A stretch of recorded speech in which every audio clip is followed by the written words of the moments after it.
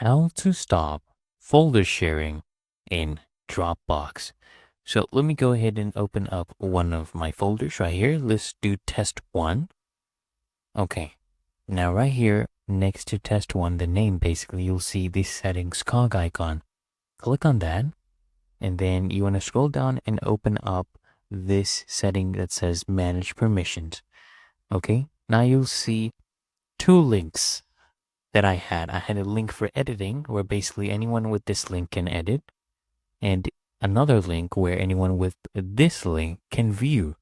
So click on settings for the one for editing, and I want you to delete this link, okay? So no one will be able to get access to this folder. So if I delete this link, no one will be getting access. So come here, when this prompt comes up, click on delete, and then you want to basically repeat the process for the link for viewing.